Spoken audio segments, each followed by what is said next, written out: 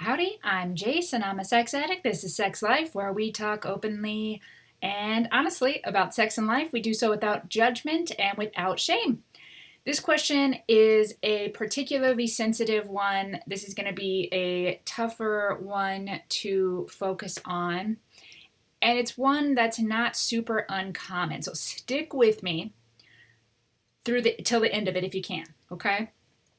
So the question this week was, I've cheated on my romantic partner. Should I tell them? So this has many parts to it in my experience in recovery over the last several years and watching many people go through this. So first off, this is not excusing that behavior. Those of us who participate in infidelity, and I was one of them as well when I was in active addiction, are responsible for our actions and choices. I want to put that out there right away. There is no excusing that behavior. It takes an agreement that two people have made with one another and it breaks it. That's outside of integrity. That's never okay. That's never cool. So I want to start with that. It's not a great thing to do to someone. I think we can all agree with that. And it certainly is not a good thing to have done to you. I have had that done to me as well. It hurts like hell. It created so many issues within myself, so much pain. It's just an all around really difficult situation.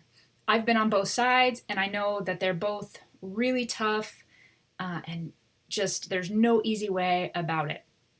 That being said, infidelity is really common with people that are in active sex addiction.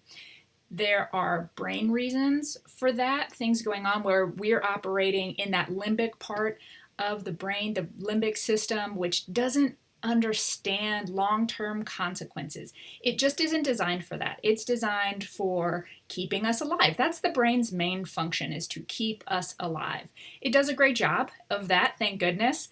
But those of us that are in active addiction are not operating brain-wise the same way that other people are. So that connection that takes impulses and brings them up to the frontal cortex through your gray matter and neurosystems and everything. And it says, I have this idea. I have a need that I perceive needs to be met. And that can show up in many different ways with addiction. And again, I know I say this all the time, but sex addiction has nothing to do with sex. And you can check out other videos if you want more info on that. But sex as a form of addiction and acting out is a way to cope with something. It's a way to soothe something, to escape something. It's not about pleasure in the way that people think about it, right? So we have this perceived need. It is being interpreted as a survival situation. I need to do this thing or get this thing in order to survive. And that system of checks and balances that happens in a healthy brain just isn't going on. Addicts' brains look different than healthy brains, and they function differently as well. And so that system, that path that says, I have an impulse, should I follow through with that? That connection's not happening in the same way. And so looking at long-term consequences and making good, healthy decisions just doesn't happen the same way as it does for a healthy person with someone who's sexually acting out. So we are still responsible, and we are responsible for the harm that we cause. That's just never untrue. And the science brain part of it is also true. We can't just ignore that either. It's not shitty people doing shitty things, right? It's unwell people doing shitty things. Doesn't excuse it, but that's what is going on, right? It's not this simple like, oh, I want to be with another person, or this person's sexually attractive to me, or, whatever it is. So it's a really complicated issue. What is clear, though, is that when we step outside of our agreement with our partner, and for most of us, we hide it for a long time, and that's where this question comes from. Should I tell my partner? And I know people who have hidden it for decades, have had completely separate lives for decades and hid it from their partner.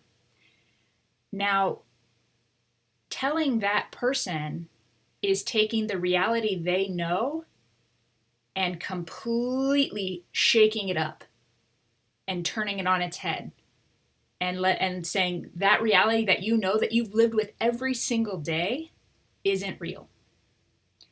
That is traumatizing. And I don't say that to be dramatic. That is traumatizing. Being unfaithful to someone, especially over a long period of time, can and usually does create trauma for that person. So in my program of recovery and with the experts that I've talked to, there is a process called disclosure.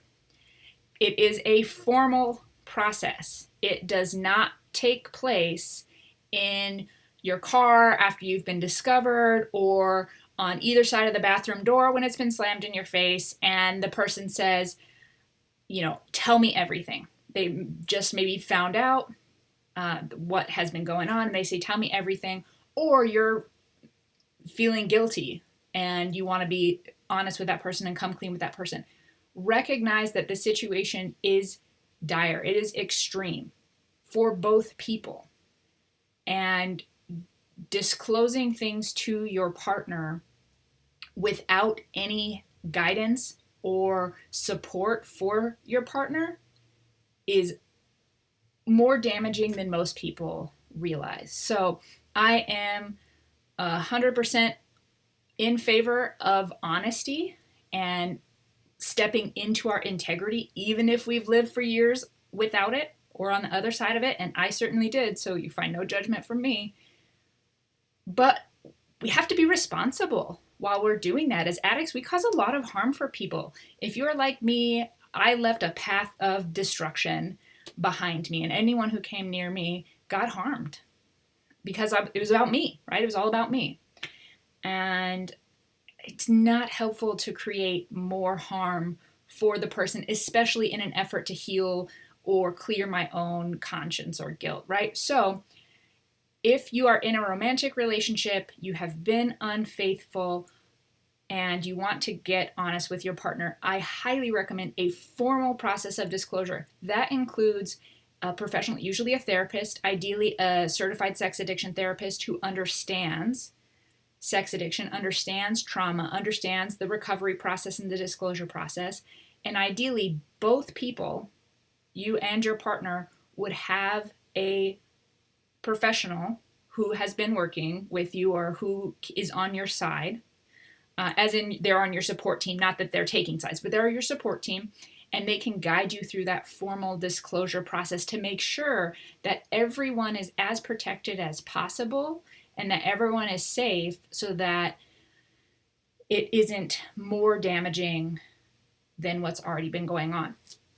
That being said, the amount of shame and anger and judgment that might come back at the person who is disclosing is likely going to be very high. And yes, cheating on someone is not a nice thing to do. It's a selfish thing to do. However, you still deserve support as well, especially if you're in a process of recovery or trying to turn things around. You got to be supported as well. It's why you have your counselor or CSAT or therapist or whomever it might be, professional, not your buddy, not a random third party, an actual professional, to help so that you don't spiral out afterwards. And it's going to bring up stuff, and your spouse will probably be very angry. And of course, we can all understand that. And that's going to come back at you.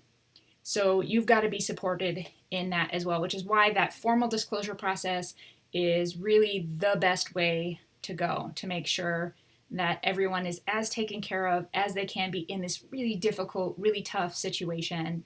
I have a lot of empathy for both sides of that situation. And if you're in it right now, on either side, my heart goes out to you. I wish you all of the luck as you move forward, hopefully with the formal disclosure process, if that's the path that you feel is best for you. That was a really brave question to send in. I really respect that question coming in.